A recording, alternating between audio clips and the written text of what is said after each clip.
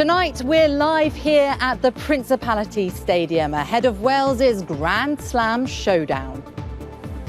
The stage is set for an epic encounter between Wales and Ireland, so can they deliver every fan's dream? And roll back the clock. We hear from the rugby heroes who have been here and done it all before. I'm in the Cynon Valley with the fans, getting the celebrations underway. Hooray! Plus, it's almost as talked about as the game itself. The decision has been made, the roof will be open. But will the bad weather dampen our chances?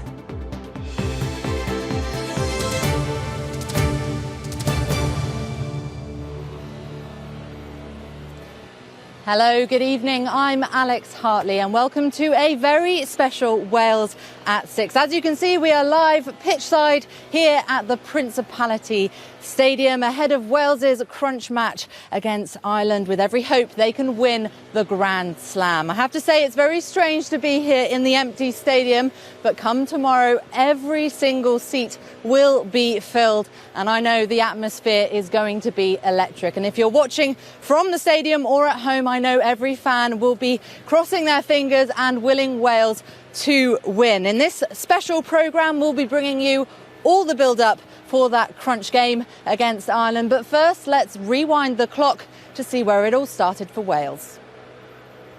Bloodied, bruised, a team that won't be beaten. Wales have a Grand Slam in their crosshairs, with the World Cup teetering on the horizon.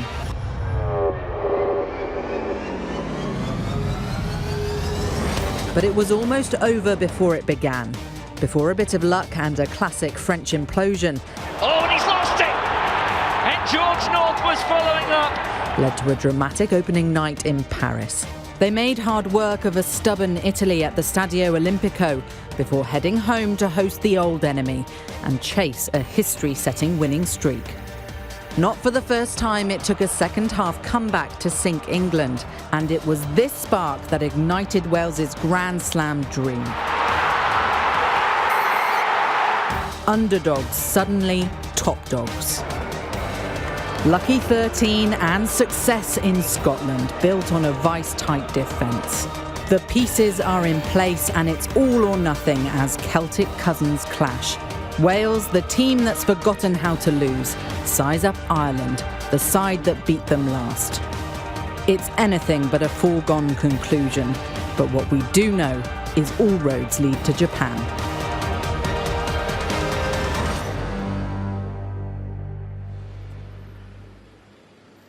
Well, up to 275,000 people are expected to descend on the capital city tomorrow. And if my calculations are correct, that means the population of Cardiff will almost double. A lot of people, it's going to be busy. And that means it's also going to be busy for all the shops, pubs, restaurants, hotels across the city. Max Walsh has been finding out how they've all been preparing. When fans don't get tickets to the Principality Stadium, pubs like this are the next best thing. And if last month's noise was anything to go by, then the prospect of a Grand Slam could bring the house down. The manager of the Philharmonic pub in the city centre is bracing himself for exactly that, ready to pour around 30,000 pints on what will be one of the busiest days of the year. Days like this are why I'm still doing the job, because it's such a buzz, such a lift. I mean, the staff will work, some of them will work 16, 18 hours tomorrow. You know, it's a heck of a long day. But you do it for the enjoyment, you do it for the crack, as the saying goes. All being well, it's when the game finishes that the saying good crack will really come alive. At around 4:30 tomorrow, 75,000 hungry rugby fans will pour out of the stadium, which is just a few hundred metres round the corner, and they'll come onto Caroline Street, which is otherwise fondly known as Chippy Lane. They send us 50 boxes, and the other 50 boxes coming later on as well. So how many kilos of chips will that be over the course of tomorrow? It's going to be a few hundred kilos. With more than 250,000 people expected in Cardiff, it's not just the chip shops which will be busy. The city's public transport will be stretched, made even more challenging by the forecast of severe gales and rain. So any disruption will have a knock-on effect to how quickly we can move people. So we'll be monitoring that throughout the day, and we've got lots of plans in place to minimise the impact of the weather, and hopefully it'll pass without any problems for us. Come on, Ireland! At the airport today, there were no such concerns as fans from Dublin touched down, dreaming of an upset. It's just the atmosphere, it's the crowd, it's the people, it's the Welsh. The atmosphere, rugby passion, everything that goes with the day. That's going to be a great day. The atmosphere here is just absolutely fantastic. It is. We've been here a couple of times now at this stage. It's just brilliant. It's exciting. Ireland are not necessarily in the front line to win tomorrow, but obviously if Wales win, it won't be the worst disaster. We obviously want the English not to win totally, so it's a win-win for us either way. So we're looking forward to it. Well, I couldn't have put that better myself. But whatever the outcome and whatever the weather, you can be sure by this time tomorrow, the atmosphere in this city will be truly special. Max Walsh, ITV News, Cardiff.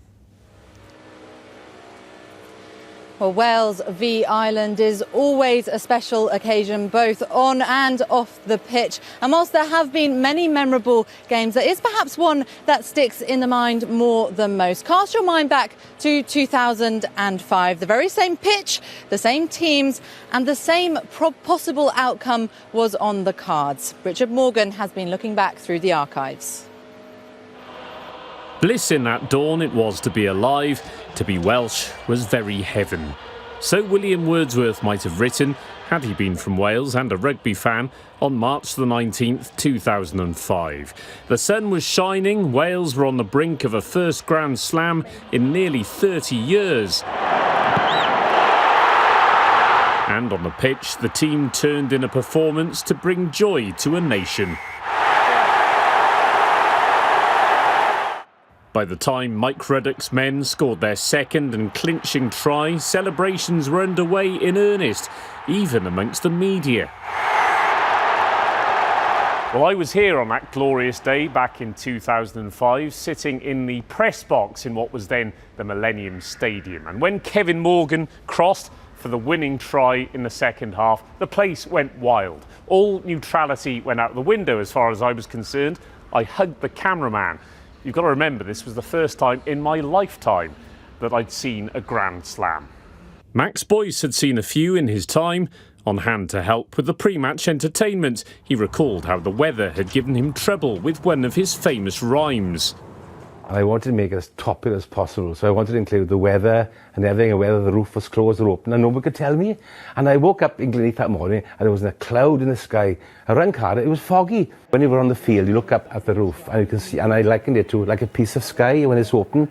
And I sang to the Irish supporters, and they'll sing with painted faces, all beneath this piece of sky, hymns and arias and Delilah and the fields of Afton. Because they came from Cork and Dublin, all to answer Ireland's call, and I hope their man O'Driscoll wouldn't get the ball at all. Thankfully, even O'Driscoll couldn't stop Wales securing their first slam since 1978. The weather may not be like 2005 tomorrow, but if Wales win, the party and the resulting mess certainly will be. Richard Morgan, ITV News. Well, one man who remembers that campaign is Rhys Williams, former Wales winger. Thanks for joining us. You were part of that squad that won in 2005. What was it like in the build-up to that game? It was amazing, once in a lifetime, 27 years that we hadn't had sort of a Grand Slam and success like that. And you could really sense the occasion, especially in the week building up. And especially on the day, it became more than a game that day. You could really feel that the whole country was behind us, and the amount of people that came into the city, that bus ride in was just different to any other bus ride we'd ever experienced with the amount of people that we saw. Yeah, what does that feel like when you are driving through and you just see all the fans in the city? It must be quite daunting as a player. Yeah, it is. It's exciting. It's what you train hard for, what you thrive for. The guys will feel exactly the same tomorrow. This is what they put all those hard work for, all the years of doing it. It's the culmination of hopefully having real good success. And that game actually was quite bittersweet for you. Unfortunately, you were injured, but there's a story behind that, isn't there? Yeah, so I tore my calf against Scotland and, the medical team worked really hard on me, but it just wasn't right for the game. I had a fitness test late on the Friday, but I was named in the side and I had to pretend that I was still playing. Mark Taylor came in and hadn't played on the wing for a number of years, so we had to pretend that I was still playing. I came out and warmed up as best as I could to try and masquerade that I was these fit. mind games. It's all about the mind games. It is a lot isn't about it? mind games, Yeah, definitely. is that the case for tomorrow? Oh, there's mind games about the roof being open, the roof being shut. Eddie Jones commenting on our game. There's a lot of pressure now on Wales, Ireland, England tomorrow to perform on the biggest stage. And, there's two titans going at it tomorrow in Wales and Ireland. And crucially, can Wales do it? Without a doubt. I don't think we've seen the best of Wales this year. We've seen a really gritty, solid performance. I don't think we've had a full 80-minute performance. Tomorrow, we need a full 80 minutes performance. Ireland will be coming with confidence, but we're here. We've got the 16th man behind us in this crowd. It's the best stadium with the best fans, and without a doubt, with their efforts behind the team, they'll do it tomorrow. Absolutely, I'm sure the fans will pull out all the stops for them. That really means a lot to them. Rhys Williams, thanks very much for joining us. Thank you. Now, if you are a rugby fan, then come kick off tomorrow at 2:45. Then nothing else really will matter. All eyes will be on this pitch, and there will be an army of daffodil hats, and you'll see a sea of red chanting and singing and willing the players on to win. For fans, it really doesn't get any better than this. And Hannah Thomas has been catching up with those preparing to cheer Wales on.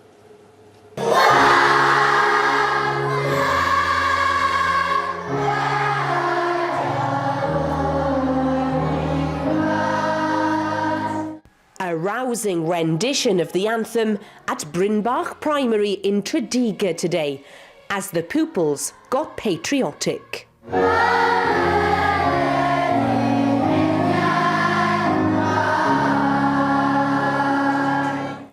Well, the school's gone completely rugby crazy.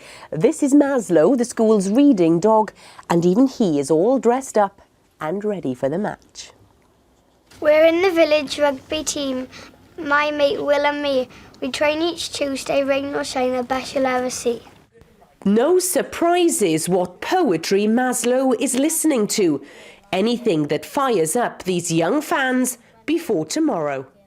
If England can beat Ireland and Wales can beat England, we can beat Ireland. I'm really excited because I think we can win. They have a good chance this year and they've won all of their matches, so they're probably going to win this match.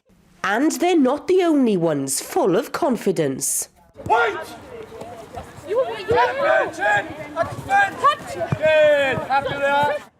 The Nelson Bells are training hard in Caerphilly.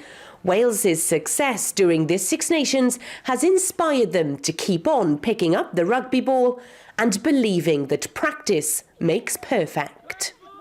I can't wait to go out on the pitch after watching the game all the time. I watch them and I'm like, oh, that's where I want to be. I've been playing rugby since I was 5, so I think it would be really good for me to follow in their footsteps as a girl. They're taking their lucky mascots everywhere and roaring with pride at the prospect of victory. I think the whole of Wales is buzzing at the minute, the thought of a Grand Slam within touching distance. We're looking at the international games thinking, oh, we should try that line out, try that scrum. So yeah, the international games impacting on the girls' game as well. Well, can they have an impact on the team?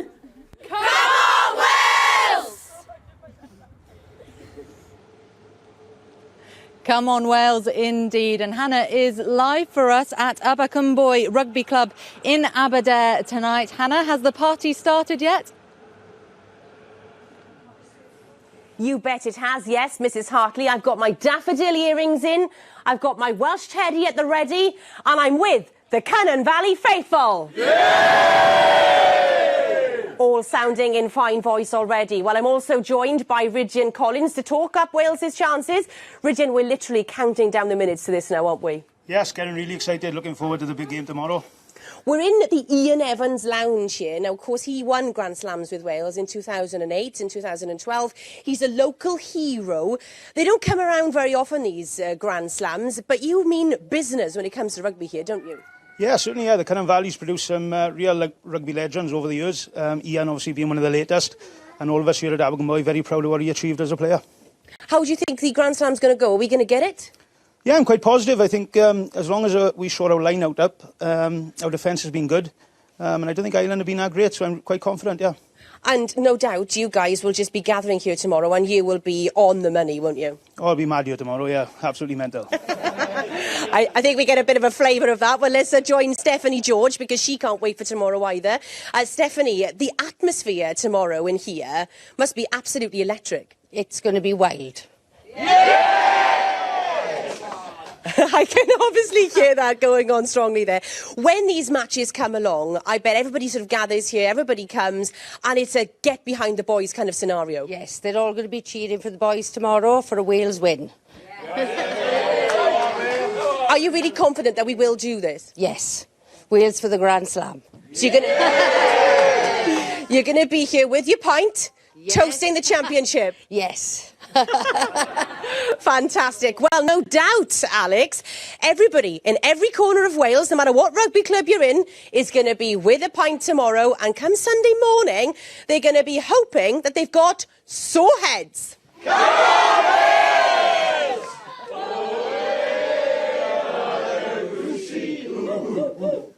Come on, Wales.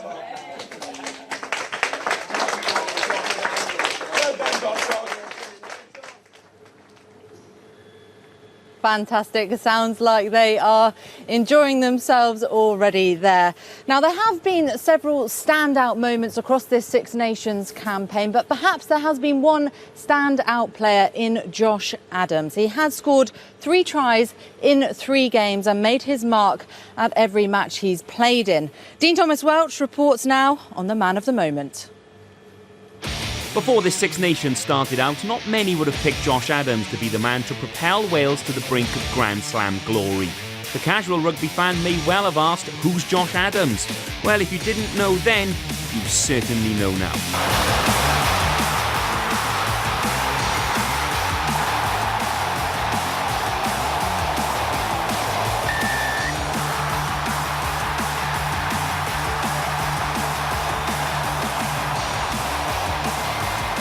Fleet-footed winger from Llanelli has made his name with Wales and the Worcester Warriors over the border in the English Premiership. But he's fondly remembered back at his old school, Ysgol Ystradi. On the fields where Josh Adams honed his try-scoring instincts, the current crop are inspired by the former pupils' exploits in the Welsh jersey. It makes us all feel really good, and how much he's achieving as well, that he's like a hero for Wales, and you know, he's scoring great tries, and especially that try he scored against Scotland, you know, it was amazing. And it's just great to know that he's next pupil of Ystradi.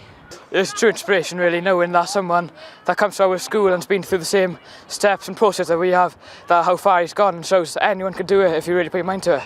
Daniel Evans was Josh's teacher and rugby coach and always knew he would reach the top. Josh was always one of those players who had that attacking ability and had the natural ability to just beat people, and I think that try against England showed superb skill, which doesn't come easy to people. It's something they've got to work at, and I think taking that try on Saturday was exceptional as well. 3 tries in 3 Six Nations matches means Josh Adams could be pivotal to any Wales Grand Slam success. And he's keen Ireland suffer the same fate as England in Cardiff. It's brilliant, obviously, when you get on a try-scoring run, you just want to keep it going. The England game was special, and you know, I expect no different this Saturday with the occasion as well. Shane Williams, Ian Evans, JJ Williams and Gerald Davis. Wales have been blessed with iconic wingers. A winning try against Ireland, and Josh Adams could also write his name into Welsh rugby folklore. Dean Thomas Welch, ITV News. Now, if Wales do win tomorrow, it will be their 3rd Grand Slam victory under their head coach, Warren Gatland. And of course, it's going to be a very emotional match for Gatland tomorrow. It is his last Six Nations match as head coach before he leaves after the World Cup later this year. Kate Lewis has been speaking to one player who knows him well. Humble, honest and hardworking. The words former Wales winger Shane Williams uses to describe Warren Gatland. In 2008, the winger broke the Welsh try-scoring record and was named World Player of the Year. He's certainly the best Welsh coach I've worked with. It was no surprise really that when he became the Welsh coach, I had my best season of rugby. I learned so much from him in that period of time. And I think the likes of Alun Wyn Jones, Tipuric, Jonathan Davis, Halfpenny, George North, etc., have become better players all because of him. So what is the secret to the Kiwi coach's success? What stands out for me is his confidence that he's installed in this Welsh team, in the Welsh team I was involved in. And I remember after the first game in 2008, when we eventually went on and won the Grand Slam, we beat England away from home.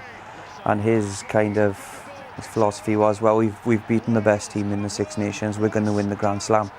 And that was his first Six Nations, his first game in charge. And we went on and did it. A lot of it was because of the confidence he had in us. And that's what he does to his Welsh boys, you know. This Six Nations now, he says, if we beat France away from home, we'll win the Grand Slam. And they did it, and they're on course for it. He's great in the sense that he gives the boys so much confidence. He believes it, so why shouldn't we? A Grand Slam tomorrow would set Gatland apart from all other coaches in terms of Six Nations success. And with a World Cup just months away, it would certainly be the perfect preparation and a welcome addition to his coaching credentials. As far as Gatland's concerned, he's probably not even thinking about Sunday yet. It's all about Saturday. It's all about winning that game, which will lead him on to a great World Cup. And he wants to win the World Cup. And I think whether he does that or not, you know, there'll be a lot of clubs, there'll be a lot of countries after him. And who knows, we may see him coaching in the All Blacks. He's definitely good enough. Well, I'm joined now by former Wales and Lions international David James. Thanks for joining us. We just saw a piece on Gatland there. You know him well. He did say that tomorrow is going to be emotional for him. Is he an emotional man, though? Will we see him shed a tear, do you think? Well, we don't normally see that sort of emotion with him, but it's his 50th Six Nations game tomorrow, and obviously he's vying for that elusive third Grand Slam to add to the mantelpiece. His legacy's been sublime, hasn't it, really, with Wales winning 13 games on the bounce, and it's World Cup year. He did say the first game of the campaign that if he beat France, then he'd go on and win the Grand Slam, so he's putting his money where his mouth is. And he named a totally unchanged squad. Were you surprised by that? No, not really. I think it's all about he's built the cohesion within the squad. They're all very familiar with themselves, and they're going up against a very formidable Irish team. So it's all about keeping that consistency, and it's great to see Liam Williams has come through that shoulder injury, and the full complement. And from talking to the guys in the camp, they're very positive and upbeat about this game tomorrow. And obviously all hopes are that Wales will win, but we have to also remember that England and Ireland do still have a chance, don't they? Yeah, well, that's what makes it so special, isn't it? Arguably the best competition in the world, really, and it's going to really is going to the wire tomorrow, and Wales going for the Grand Slam. But if they slip up against Ireland, then England are chomping at their tail, and it's really a mouth-watering prospect. And this atmosphere is going to be sublime in here tomorrow afternoon. And let's talk about that. You played in plenty of big games like this. What is it like as a player? Well, it's the excitement, the adrenaline. Obviously, you've got the media frenzy that goes with it, but it's all about just keeping that composure while all around you are struggling, really. But, this stadium is going to be electric tomorrow afternoon, and, the nerves are going through your mind. You've got the adrenaline pumping. If you haven't got the butterflies in your stomach, then you're not really in the right place, really. But, on match day, it's normally very, very quiet in the changing room. No one's screaming and shouting normally, and that's a sign of a side that's got his head on ready for the game. And is there a sense of extra pressure because there is that chance of the Grand Slam? It's not just any other match, is it? No, there's that added pressure. And, as we just touched upon, 113 games is a Grand Slam up for grabs. We've got England chomping at our tail. It's World Cup year, and they're vying for the spoils. And I think they need to stay composed. I think with Alun Wyn Jones at the realm, then they're surely confident enough to take it right to the edge. And I think Wales will come away with the spoils. Fingers crossed, David James. Thanks very much for joining us. Well, the next thing you need to know about tomorrow is what the weather will be doing. And luckily, Ruth is here with us in the stadium. Hello, Ruth. Will we need our ponchos tomorrow? Alex, yes, I think it might be well worth bringing ponchos all the layers you possibly can, because quite frankly, the weather forecast for tomorrow is looking particularly miserable. So, two of our favourite national obsessions, if you like, weather and sport, collide tomorrow. It's provided something of a talking point. Now then, the roof behind me is closed at the moment. Tomorrow, that roof will be very much open. It's not a decision, though, that's been made easily. And earlier this afternoon, I caught up with stadium manager to ask him quite how that decision is actually made. Mark, it's probably one of the biggest decisions when it comes to this rugby, but how do you make that choice? Open or closed as far as the roof goes? So in the Six Nations tournament, the rules state that both teams have to agree for the roof to be closed. If one of the teams wants it open, then the roof's going to be open. And in tomorrow's case, Ireland want it open, so it'll be open. So under any circumstances, could that decision be overruled? If, for example, tomorrow we woke up to 6-foot snowdrifts, would you then rethink? But possibly, yeah. If severe weather's going to hamper the actual game taking place, then yes, there could be a rethink with the referee and the Six Nations Commission. Now, there's been a bit of a, shall we say, rumour over social media today that this is all part of the mind games, the ping pong, the rivalry, if you like. Are you just kind of closing this roof just for the heck of it? Opening it tomorrow, yeah. Opening it? Yeah, we're just opening it tomorrow. Yeah, not just for the heck of it. It is what it is. The rules state what they are. It's been decided and the roof will be open. Is it going to change the atmosphere? I don't think so. I mean, we had it open for the England game and the atmosphere was fantastic in here as well for that day. The rain, I don't know. It might dampen a few people's spirits, literally. I tell you, there's probably going to be quite a bit of rain, quite a bit of wind tomorrow. Your advice to people coming here then? Yeah, wear your waterproofs tomorrow. Some rain will get into the stadium and into the seating areas. Arrive early as you can, so you don't have to stand in the queues getting wet. And if you are going to bring an umbrella, don't bring a big golf umbrella. We don't allow them into the stadium. Bring a small sort of collapsible umbrella and you'll be just fine. So there you go, you have been told. Waterproof is going to be very much key tomorrow, as I said, because we do have some rather eventful weather coming our way. If you take a little look at this Atlantic sequence, the bigger picture, you can see exactly what is going on. Low pressure, very much the dominant feature of our weather at the moment. Now, it brought this red line, this warm front that brought the showers out there today and will bring further showers, heavy showers overnight tonight.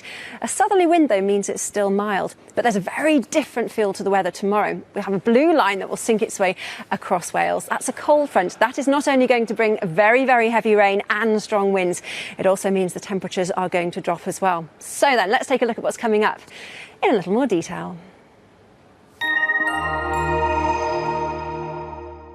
Let's go. Timmy knows the way. Great Western Railway sponsors the ITV Cymru Wales weather. So I think it is safe to say some eventful conditions coming up over the next few hours as that warm front continues its journey northwards. There will be some dry spells, particularly in the south, but misty, murky conditions. And come the early hours of tomorrow morning, the winds will start to pick up the pace too.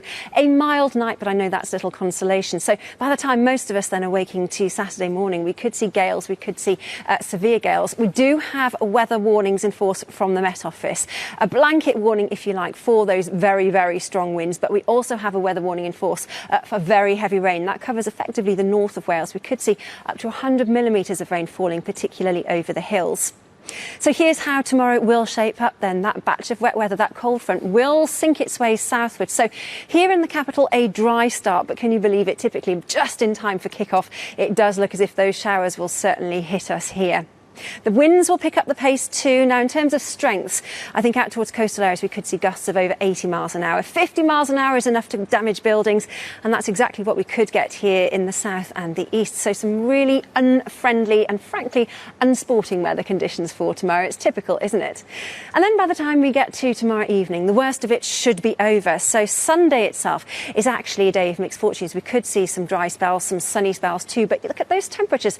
It's a cold front, the clue there very much in the title. It will start to feel just that little bit fresher. And of course, this time of the year where cold air meets wet and settled weather, can you believe it? There's the possibility that we could see snow falling over the highest hills and mountains too. So there you go. I think it's safe to say there's something for everyone in that forecast. Great Western Railway sponsors the ITV Cymru Wales weather.